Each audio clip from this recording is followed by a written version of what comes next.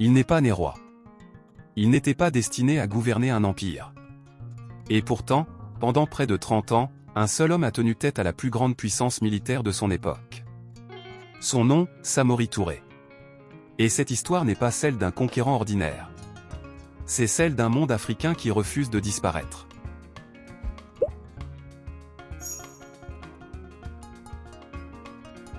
Au début du XIe siècle, l'Afrique de l'Ouest n'est pas un continent figé. C'est un espace vivant, commercial, politique, traversé par des routes anciennes. Des royaumes existent. Des villes prospèrent. Des empires sont tombés, d'autres émergent. L'empire du Mali n'est plus qu'un souvenir. Mais son héritage est encore là. Les langues mandingues. Les routes de l'or. Les réseaux commerciaux. Et une culture politique profondément enracinée. C'est dans ce monde instable, mais structuré, que naît Samori Touré, vers 1830, dans la région du Haut-Niger, entre les territoires correspondant aujourd'hui à la Guinée et au Mali. Rien ne le prédestinait au trône. Samori ne naît pas prince. Il ne naît pas dans un palais. Il naît dans une famille d'Ula, un peuple de commerçants, de voyageurs, parlant plusieurs langues et reliant les marchés de toute la région. Son père, Lamphia Touré, est un homme respecté, mais sans pouvoir royal. Sa mère, Sona Kamara, jouera pourtant un rôle décisif dans son destin. Dans son enfance, Samori apprend très tôt une chose essentielle. Le monde appartient à ceux qui comprennent les routes, les hommes et les alliances. Il grandit au carrefour de plusieurs cultures. Il entend différentes langues. Il observe les négociations. Il comprend la valeur de la parole et de la force. Un jour, sa mère est capturée par un chef local rival. Samori n'a alors qu'un choix. Fuir. Ou entrer dans un monde qu'il ne quittera plus jamais. Il choisit de se livrer volontairement pour obtenir sa libération. Pendant plusieurs années, Samori sert dans une armée. Il apprend à manier les armes. Il observe la discipline militaire. Il comprend la psychologie de la guerre. Mais surtout, il découvre une vérité brutale. Sans organisation, sans autorité, un peuple est vulnérable. Quand il récupère enfin sa liberté et celle de sa mère, Samori n'est plus le même homme. Samori commence modestement. Il rassemble quelques hommes. Puis quelques dizaines. Puis des centaines. Pas par la force brute. Mais par la loyauté, la protection, et une promesse simple. Sécurité, justice, et respect des accords. Il attire des guerriers, mais aussi des commerçants. Car Samori comprend une chose que peu de chefs comprennent à l'époque. Un empire ne se bâtit pas seulement avec des armes, mais avec des routes, des marchés et des règles. C'est à ce moment-là que son ascension commence réellement. Samori est musulman. Un islam pratiqué, structurant, mais politique avant d'être dogmatique. Dans ces territoires, les non-musulmans existent, vivent, commercent. La religion n'est pas un outil d'exclusion, mais un cadre moral et administratif. Cela lui permet de gouverner un espace multiculturel, où plusieurs peuples coexistent. Mandinka, Dioula, Sénoufo, et bien d'autres. À la fin des années 1860, Samori n'est plus un simple chef local. Il contrôle des territoires. Il lève des impôts. Il organise une armée régulière. Il impose des lois. Et surtout, il attire l'attention. Car pendant qu'il construit son pouvoir à l'intérieur, une autre force avance depuis la côte. Une force venue d'Europe. Silencieuse au début, mais déterminée. À la fin des années 1860, Samori Touré n'est plus un simple chef militaire. Il comprend que la force seule ne suffit pas. Un chef peut gagner une bataille. Seul un État peut survivre dans le temps. Samori commence alors une transformation décisive. Il ne cherche plus seulement à contrôler des hommes, mais à organiser un territoire. Il s'installe dans la région du Wassoulou, zone stratégique entre savane et forêt, riche en routes commerciales. Ce n'est pas un hasard. Le Wassoulou est un carrefour économique, mais aussi un espace difficile d'accès pour les armées extérieures. C'est là que naît l'Empire. Vers 1878, Samori adopte le titre d'Almami. Un titre à la fois religieux et politique, déjà utilisé dans d'autres États musulmans d'Afrique de l'Ouest. Mais attention, Samori ne se proclame pas chef spirituel universel. Il utilise ce titre pour unifier, pas pour imposer. Le message est clair. Un pouvoir central. Une loi. Une organisation stable. C'est la fondation officielle de l'Empire Wassoulou. Samori établit sa capitale à Bissandougou, puis plus tard à Kankan, aujourd'hui en Guinée. Il met en place des chefs régionaux nommés, responsables devant lui. Une collecte d'impôts structurée. Des règles commerciales claires. Une justice encadrée. L'Empire n'est pas un chaos guerrier. C'est une machine administrative en construction. Les langues utilisées sont multiples. Mandingue pour l'administration. Arabe pour les textes religieux et diplomatiques. Langue locale pour le commerce. Samori gouverne un espace multilingue, multiculturel, et il l'assume. Une armée moderne pour son époque. C'est ici que Samori fait une différence majeure. Il comprend très tôt que les guerres de demain ne se gagneront pas avec des lances. Il organise une armée permanente, estimée à 30 000 à 40 000 soldats à son apogée. Son armée est structurée. Infanterie organisée. Commandant hiérarchisé. Discipline stricte. Logistique pensée sur le long terme. Mais surtout, Samori fait ce que peu de dirigeants africains font alors. Il se procure des armes à feu modernes. Par le commerce transsaharien et côtier. Il obtient des fusils à répétition, parfois européens. Il va même jusqu'à créer des ateliers de réparation d'armes, preuve d'une vision industrielle rare à l'époque. Pourquoi Samori crée cet empire? Contrairement à une idée simpliste, Samori ne cherche pas seulement la conquête. Son objectif est triple. Protéger les routes commerciales. Or, cola, sel, esclaves domestiques selon les pratiques de l'époque. Créer un espace stable face à l'insécurité chronique. Des royaumes fragmentés. Préparer l'avenir, car Samori sent que quelque chose arrive depuis les côtes. Les Européens ne sont pas encore partout. Mais ils avancent. Dans les années 1880, la France progresse depuis le Sénégal vers l'intérieur des terres. Au début, les contacts sont diplomatiques. Traités. Échanges. Promesses. Samori n'est pas naïf. Il signe pour gagner du temps. Il observe. Il apprend. Il renforce son armée. Car il comprend une chose essentielle. Ce qui arrive n'est pas un conflit local. C'est un choc de deux mondes. À ce stade, Samori Touré est au sommet de sa puissance. Il gouverne un empire couvrant aujourd'hui Guinée, Mali, Côte d'Ivoire, Burkina Faso. Il est respecté, mais aussi surveillé. Quand la diplomatie se termine. À partir de 1882, une chose devient claire. Les traités ne suffisent plus. La France ne vient plus seulement commercer. Elle avance pour occuper, administrer, contrôler. Les officiers français installent des postes militaires, tracent des frontières sans consulter, et exigent une soumission progressive. Samori comprend alors que la coexistence pacifique est devenue impossible.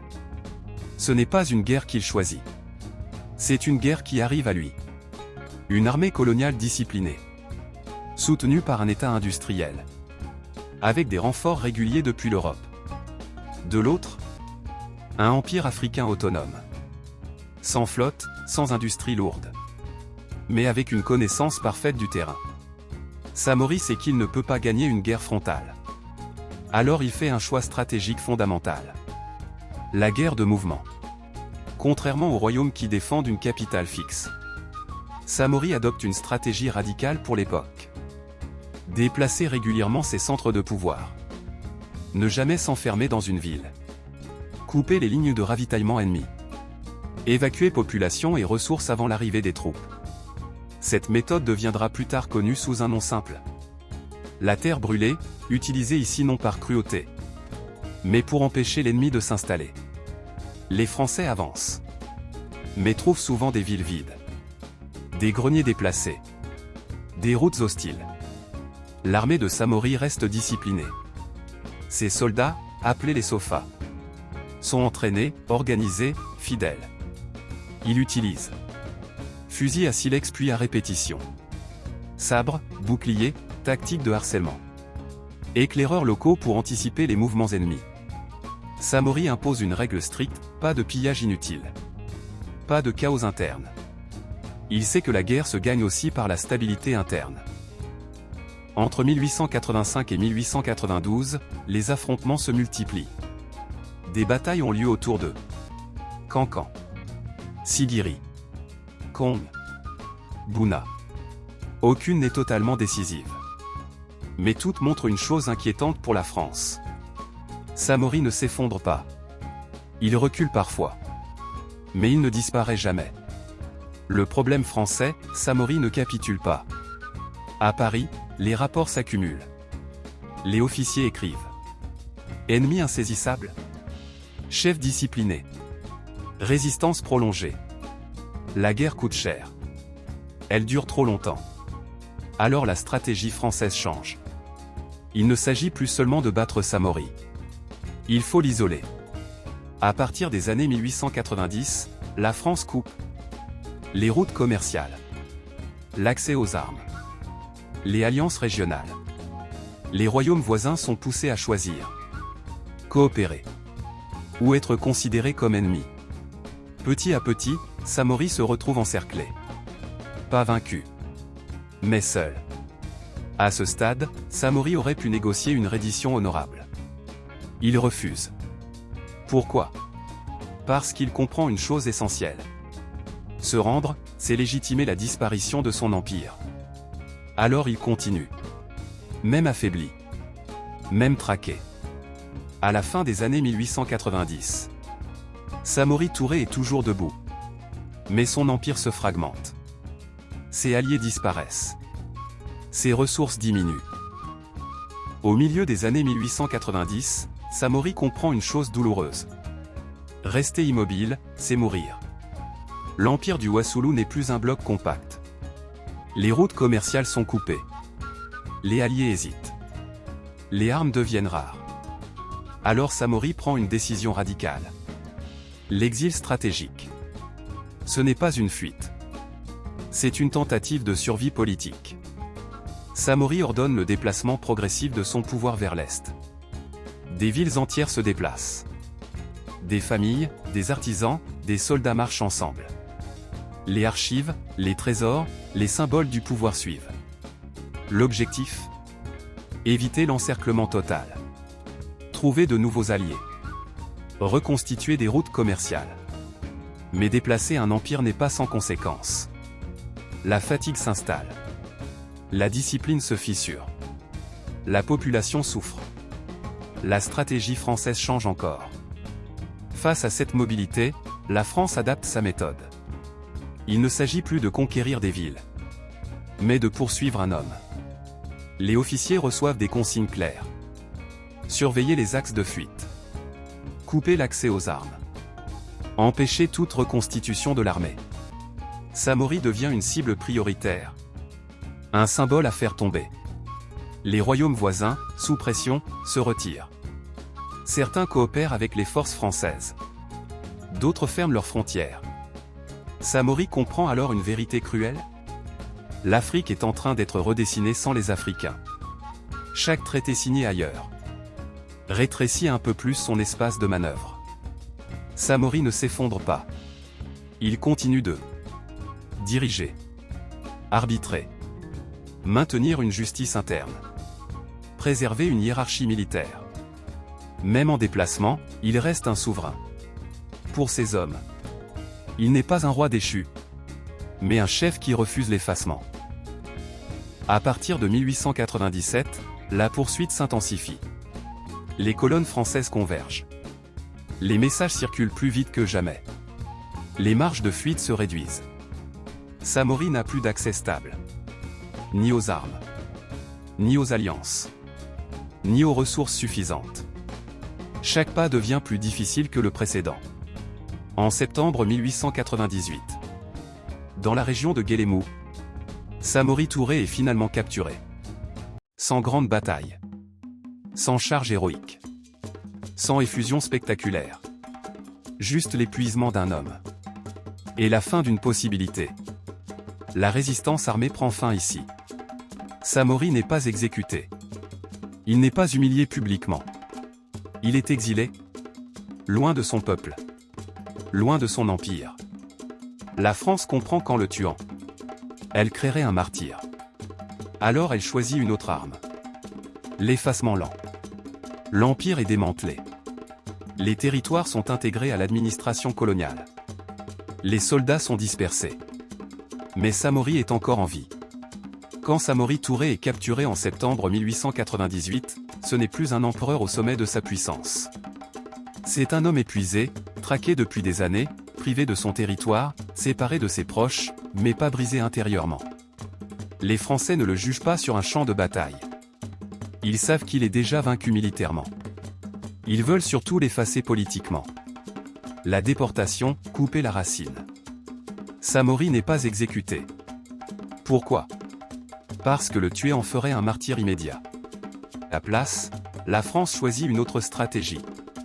L'exil lointain, hors d'Afrique de l'Ouest. Il est déporté au Gabon, à Njolé, au cœur de la forêt équatoriale. Un climat humide, hostile, totalement étranger au Sahel qu'il connaissait. L'objectif est clair. Le couper de son peuple. Le couper de l'islam savant qu'il protégeait. Le couper de toute mémoire vivante. Un empereur sans empire. Un chef sans armée. Un symbole réduit au silence. La solitude du lion captif. À Njolé, Samori vit sous surveillance constante. Il n'a plus le droit de diriger, de combattre, de prêcher. Mais il observe. Il réfléchit. Il se tait.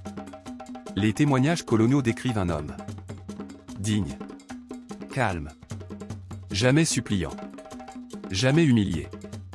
Même captif, Samori refuse la posture du vaincu soumis. Il continue de prier. Il continue de parler aux siens quand c'est possible. Il sait que son combat militaire est fini, mais que le combat de la mémoire commence.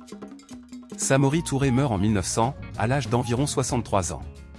Pas sur un champ de guerre. Pas l'arme à la main. Il meurt de maladie, d'épuisement, dans l'isolement. C'est une mort silencieuse, presque administrative. Exactement ce que le pouvoir colonial voulait. Mais l'histoire ne s'arrête pas là. Le regard de l'histoire change. Pendant longtemps, les récits coloniaux présentent Samori comme un tyran, un fanatique religieux, un obstacle au progrès. Puis, avec le temps, les historiens africains et internationaux réévaluent les faits. Et une autre image apparaît. Samori Touré, stratège d'État. Organisateur d'un empire moderne africain. Résistant lucide face à l'expansion coloniale. Il n'a pas combattu par fanatisme, mais pour la souveraineté. Pour le contrôle du commerce. Pour l'indépendance politique. Samori Bolibana, le sens réel. Dans les chants et récits mandingues, on entend Samori Bolibana. Cela ne signifie pas seulement un Samori a fui. Le sens profond est plus complexe. Samori a choisi le mouvement plutôt que l'anéantissement. Il a refusé l'immobilité qui mène à la mort. Fuir, ici, n'est pas une lâcheté. C'est une stratégie de survie politique. Un refus de livrer son peuple à une destruction totale. Ce qu'il laisse derrière lui. Samori ne laisse pas un trône. Il laisse une mémoire de résistance organisée. Un modèle de gouvernance africaine précoloniale structurée. Une leçon stratégique, résister, s'adapter, durer. Aujourd'hui encore. En Guinée. Au Mali. En Côte d'Ivoire. Au Burkina Faso. Son nom est prononcé avec respect. Pas comme un homme parfait. Mais comme un homme qui a tenu tête à l'un des plus grands empires du monde. Ce que Samori Touré nous laisse vraiment. Samori Touré n'a pas perdu une guerre. Il a affronté un monde qui changeait brutalement. Il n'a pas été vaincu par manque de courage. Ni par manque d'intelligence. Mais par une force industrielle, militaire et politique. Que l'Afrique ne connaissait pas encore. Ils ont pris ses terres. Ils ont brisé son empire. Ils l'ont exilé pour qu'on l'oublie. Mais ils n'ont jamais réussi à effacer ce qu'il représentait. Samori Touré a prouvé une chose essentielle. L'Afrique n'a pas été conquise parce qu'elle était faible. Mais parce qu'elle a résisté jusqu'au bout. Il a gouverné. Il a organisé. Il a négocié. Il a combattu. Il a reculé quand il fallait survivre. Et quand tout a été perdu, il est resté digne.